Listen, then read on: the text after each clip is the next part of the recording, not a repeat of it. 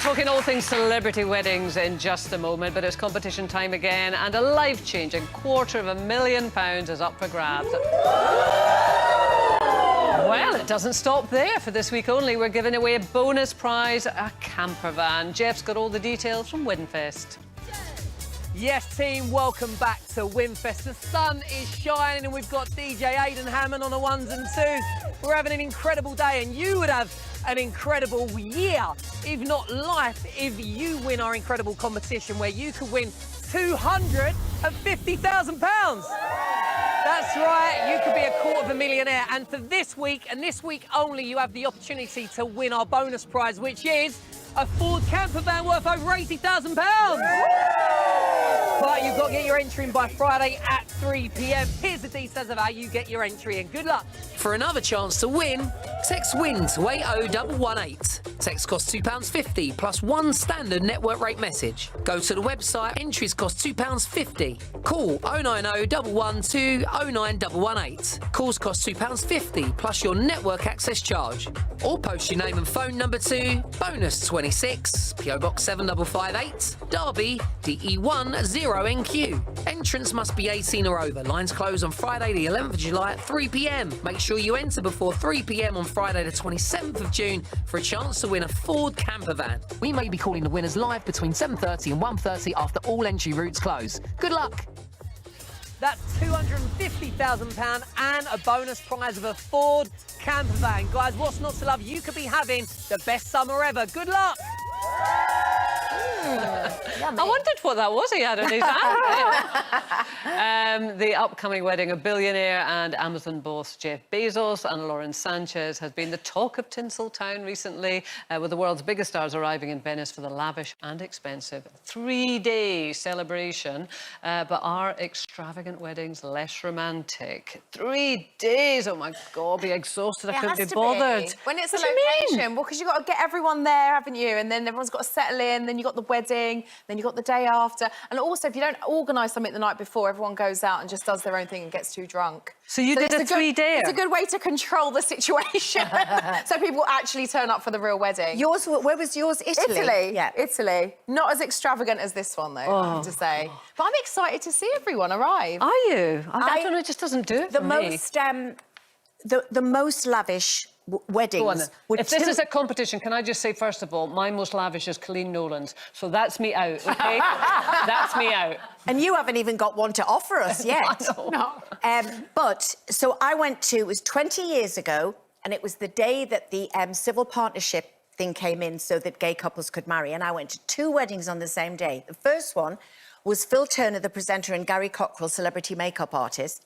And I went to there and sat with Babs Windsor and Scott, and it was celebrity strewn, and Katie Price was the bridesmaid, and Peter Andre, and it was amazing. But then I had to leave that wedding to go to Elton John and David Furnish's wedding. I have to admit, they're not personal friends, but my then husband, Tim, was doing Billy Elliot in the West End, so Elton had invited him and extended the invite. I didn't know Madam here, but she was the best woman with Jay Jopling, the art dealer.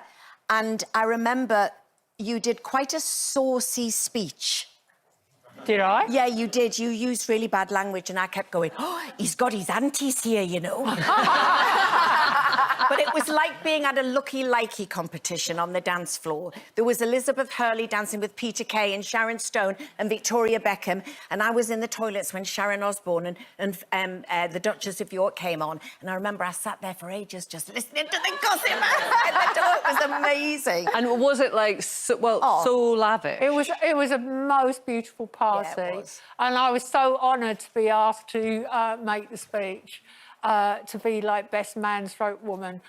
So I made the speech. I thought it was, I did the kind of speech that I thought was fit for the occasion, because they were perfectly matched and they're still together after all these years, and they've got 2 gorgeous sons.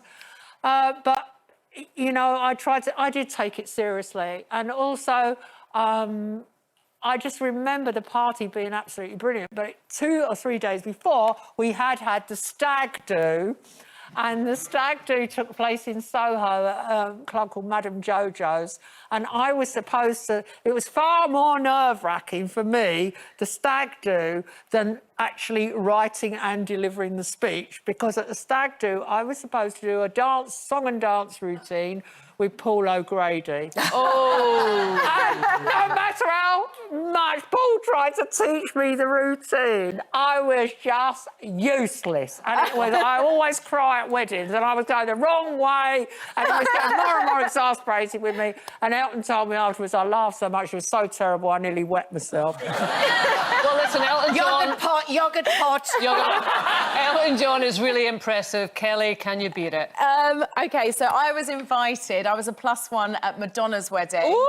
When she married Guy Ritchie in Skibo Castle. She got married over Christmas, which I thought was very selfish. There's a lot going on at Christmas. And I remember my boyfriend at the time had to go up a week before, and he spent the week in Skibo Castle with Madonna and all of her girlfriends, which also I wasn't that happy about. But I remember flying in, and all of a sudden there was this big snowstorm, and I was on the plane with Jean-Paul Gaultier, and we got diverted, and we ended up having to get these cars to the venue, and we had to just pull over on the side of the road, and we went in this little chef for like a bit of something to eat, and all these builders were there with their fry-ups. They're just looking at Jean-Paul Gaultier like, what is that? Like, they've never seen anything like it. It was really intimate. It wasn't... So it wasn't a big, lavish... Well, it was lavish in terms of, I'm sure it was very expensive, but I remember Donatella Versace doing the flowers, Stella McCartney did her dress, Jean-Baptiste Mondino shot all the pictures. I remember that being amazing. But it was a really small group How many of people. were there? I reckon probably 50. Oh, really? It really wasn't that big, but it was lovely. Did anyone famous get rollicking drunk? I remember Claudia Winkleman was there. I saw her at the airport. It was just, yeah, I mean, I remember the best man speech didn't go down too well. I do remember that. He left the next day and left everything there, all his bags, that all had to be packed up. I think Madonna wasn't happy about that. Oh. Well, I was going to tell you about Liz Hurley's wedding in India and being a dancing girl, but I'm going to leave it. Oh, my God. Because what a we've way run to out of end. time.